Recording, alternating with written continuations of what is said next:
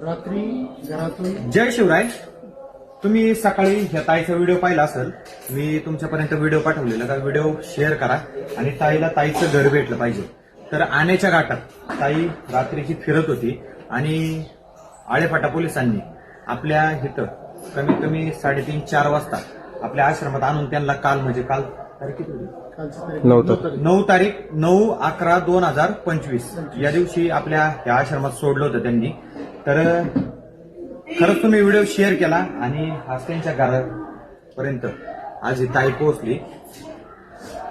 आम्ही आज 10 तारीख तिला घ्यायला आलो.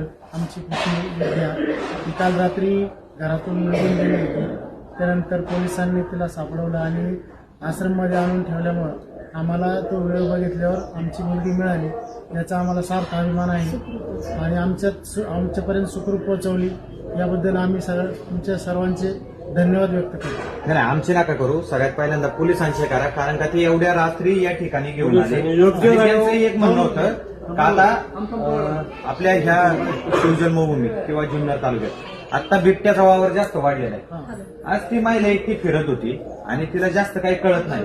थोडीशी मतिमंद मनोरुग्ण आहे आणि अशा टायमात यांची सुद्धा सुरक्षा आज आपल्या सगळ्या भावांच्या वतीने त्यांची झाली पाहिजे. तर पोलिसांचं सगळ्यात पहिल्यांदा मनापासून धन्यवाद देतो का त्यांनी रात्री जरी आपल्याकडे सोडलं आणि म्हणजे बघा शेवटी तुमच्याही घरी आलं तर कुणी कोणाला असं डायरेक्ट घरी घेत नाही. पण तरीही मी म्हणलं का एक बहीण आहे आणि छत्रपती शिवाजी महाराज तुम्ही इथं पाहताय महादेवांची इथं मूर्ती. तर त्यांच्या यांनी आपण अशा लोकांना सहकार्य केलं पाहिजे का जे खरंच अडचणीमध्ये. तर तुम्हाला सुखरूप भेटली. सुखरूप तुम्ही कोणी आहे? मावशी मावशी. तुम्ही हे वडील आहेत. तुम्ही वडील. आई आईला नाही. आणलं नाही बरोबर घरी.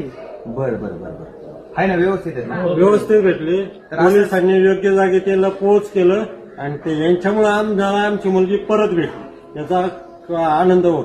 नाही, हेच छत्रपती शिवरायांचं काम आहे आणि त्यांनी जे म्हणजे लोकांना शिकवलं त्यांच्याच पायाची धूळ लावून आज आम्ही कुठेतरी छोटंसं काम करतोय. तर ताई तुम्हाला व्यवस्थित भेटली ह्याच्यातच आम्हाला अभिमान आहे. परत एकदा पोलिसांच्या कार्यात असं यश भेटत जावं आणि आपलं कार्य खरंच हे सामान्य माणसाची आज तारीख आहे म्हणजे 10 तारीख आहे 10/11/2025. तर खरंच ज्या लोकांना मदतीची गरज असते त्या लोकांपर्यंत मदत भेटणं. आज त्यांना काय माहिती होतं त्यांची मुलगी पुढे गेली आणि पोलिसांनी मला एकच सांगितलं का त्या रोडला कंटिन्यू गाड्या चालू असतात. कुणी गाडीत म्हणजे बघा शेवटी काय होतं, शेवटी महिला आहे पण त्या गाडीत घेतलं पुढं काय झालं, पुढं काय अपघात घडला सांगता येत नाही. आज शेवटी तरुण मुलगी